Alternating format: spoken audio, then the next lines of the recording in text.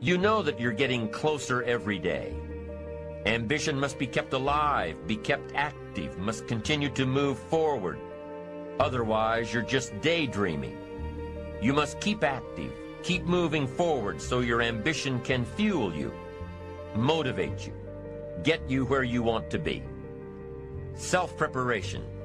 The benefits are, number one, it moves you toward your goals, and number two, it refuels your ambition. Be prepared. Get ready. This method of self-preparation involves 3 steps. Step 1. Carefully consider where the next opportunity for reaching your goal will originate. Where will it come from? Will it come from networking with your colleagues? Will it come from reading the last book that you bought? The book that's still sitting on your shelf waiting to give you some answers? Will it come from you taking the time to think it out? Where will it come from? The next opportunity that will push you forward. If you don't know, here's what you have to do. For each major goal of yours, the top priorities on your list, for each of these, take out a separate piece of paper, 1 single sheet per major goal, write down your goal at the top, and start listing all reasonable resources. Write down every possible place that you could find the opportunity to achieve this goal. And with each resource, classify them. Ask yourself, is this resource a sure thing? A good bet? About even chances? Unlikely? A long shot? Ask yourself these questions and classify all of the resources you have written down. That's the first step. The second step in this method of self-preparation is to make sure you know what you need to do to be prepared for your opportunities. Take your sure things first. Figure out what you need to do to be prepared when they happen. Break down your preparation into concrete steps. Make sure that you know exactly what you have to do to take advantage of the opportunity when it comes your way. Let's say that one of the top priorities on your career list of goals is to get this new client. Let's take it one step further to say that on your resource list for this goal is to have a lunch meeting with a friend who just happens to be the mentor of the client you're going after. Is this friend of yours a sure bet on your resource list? Well, let's say he is. I mean, you know this guy is a tremendous consulting source for the client you want. The client you want really listens to the opinions and advice of your friend. So you're getting ready to have lunch with your friend. What do? You've got to make sure that you're up on all the knowledge and the industry data that will impress your friend. Make him realize that he knows someone who could benefit from your knowledge and your vitality and your spirit and your experience. Impress him. Impress him so much that he goes back to his friend, the client you're after, and tells this prospective client of yours that he needs to do business with you. Be prepared. Go through your entire list of goals and resources and classify them. Break each resource into concrete steps of preparation. Start by working on the sure bets first, and then move down the line. The long shots will come through every so often, but start with the resources that will serve you best now. Get ready for the opportunities before they come your way. Step 3 in the self-preparation method is to do all you can to make each opportunity more likely to happen.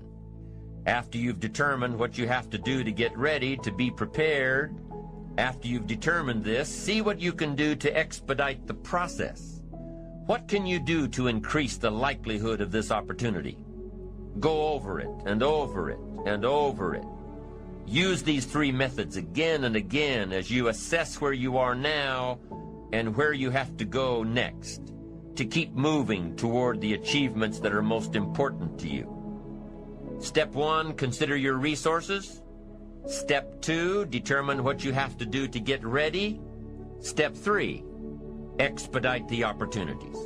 And by the way, this method of self-preparation works wherever you are in your journey, whether you're close to your goals or whether you're just starting your journey of self-direction. This method works. Have working knowledge to draw from. Continually work on yourself in preparation of where you want to be.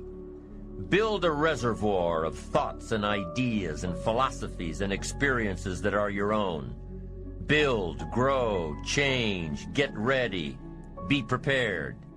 Be prepared for a life worth living. Now here are the 4 ifs that make life worthwhile. Number 1, life is worthwhile if you learn. Nothing worse than being stupid. Life is worthwhile if you learn. Learn from your personal experiences. Learn from other people's experiences. Second, life is worthwhile if you try. Now you've got to take what you've learned and see if you can try your hand at it. Someone says, well, you can't try, you have to do. No, you have to try. I put the bar up 2 feet and asked the kids who can jump 2 feet. I can, some say. I can't, some say. I don't know.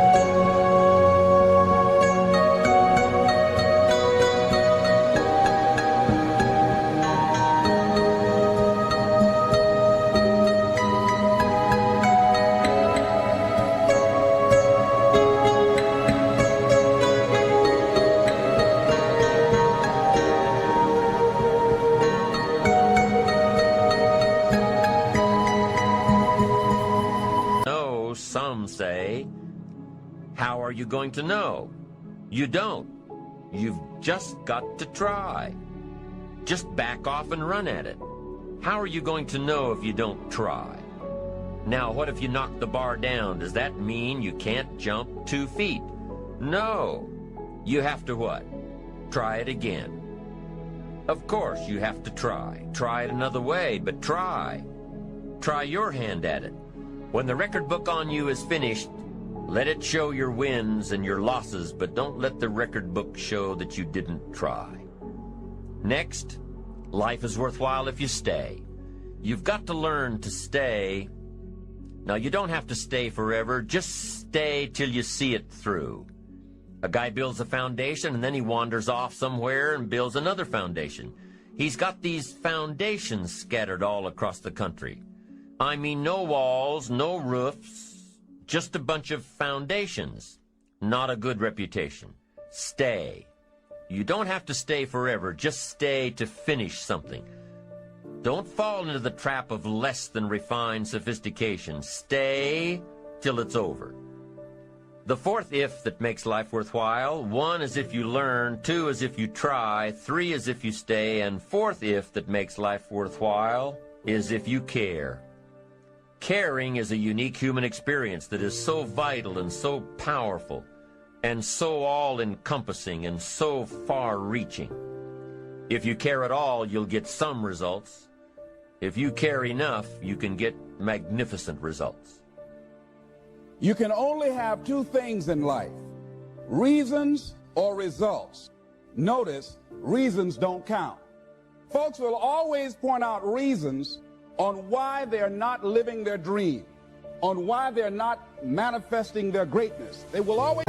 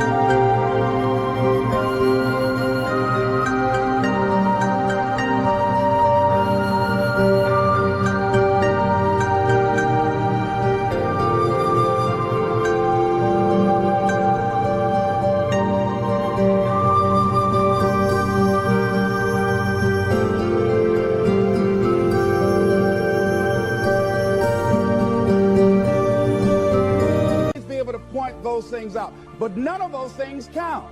The only thing that counts are results. And results don't lie, ladies and gentlemen.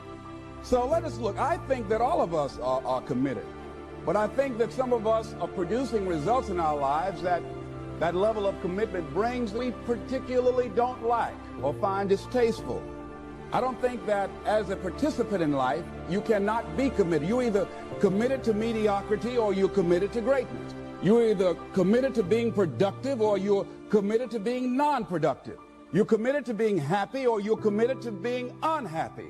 See, whatever you're doing, however you spend your time, that tells you who you are. So think about what it is you like to create in your life experience. Once I look at how you commit your time, I can tell you exactly what you're committed to. People that say they have dreams or want to open a business or want to do something differently than what they're now doing, they don't like their jobs, they're unhappy, they're unfulfilled. People who say they want to improve their income level, look at how they spend their time. How they spend their time, the commitment of their time, how they use that will really tell the truth. People who said, I'd like to do better, but you don't find them in vocational or technical schools upgrading their skills and their knowledge, how they spend their time, that will tell you what's going on. People who say they want to normalize their weight, they want to be healthy, but every time you see them, they're eating, that will tell you that they're committed to being obese for the rest of their lives. Folk that say, I want to stop drinking, and every time you're in their face, they're reeking with alcohol, that will tell you what's going on. Don't have to listen to what they say, just watch what they do. Commitment shows up in your life in what you do.